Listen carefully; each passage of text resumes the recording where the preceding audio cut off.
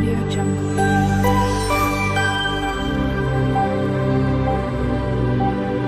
Audio Jungle.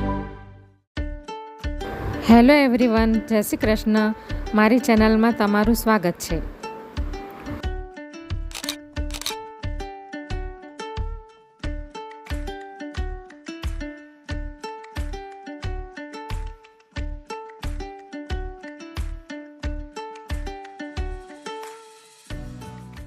આજે હું garlic બ્રેડની recipe share કરવાની છું. તો એના માટે મેં આ 8 ક્યુબ લીધા છે, જે 10-10 ગ્રામના છે. એટલે 80 ગ્રામ જેટલું મેં બટર લીધું છે, અમૂલ બટર. અને આ લસણને મેં ગ્રેટ કરી નાખ્યું છે ગ્રેટરમાં.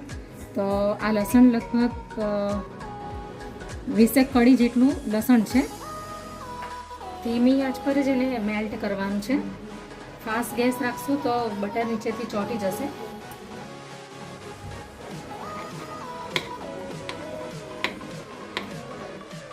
હવે આ લસણ પણ અંદર હું નાખી દઈશ.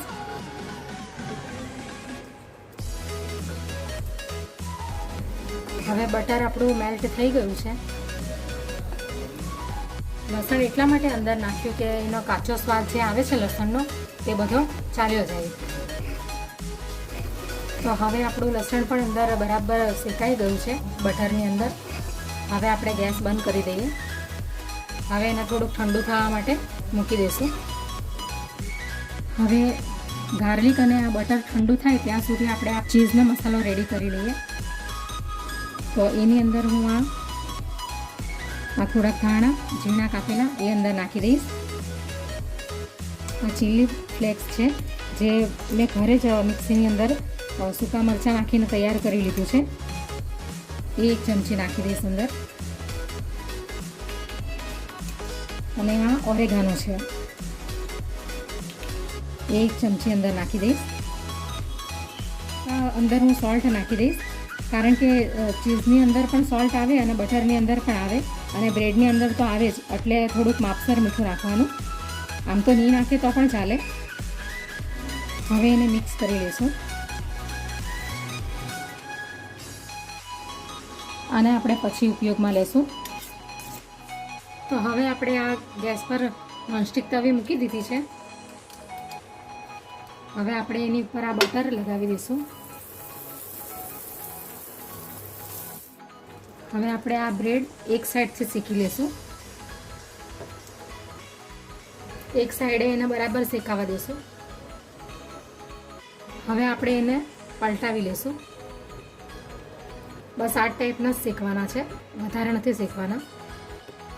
હવે એની ઉપર આપણે આ ગાર્લિક અને બટર પાથરી દઈશું બરાબર. ગેસ ધીમો જ રહેવા દેવાનો છે. હવે આપણે આ ચીઝ પણ એની પર પાથરી લઈશું.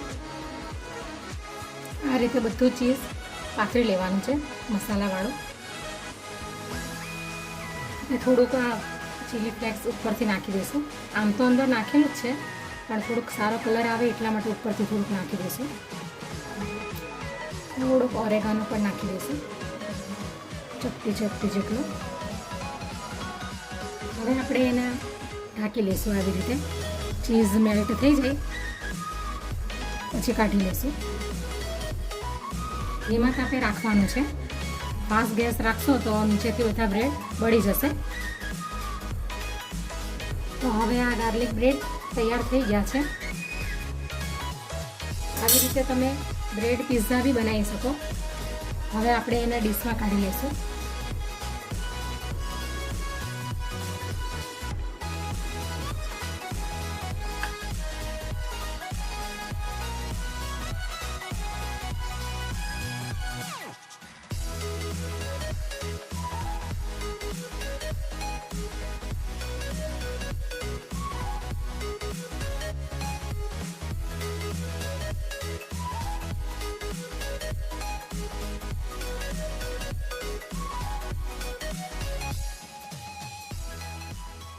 Audio Jungle.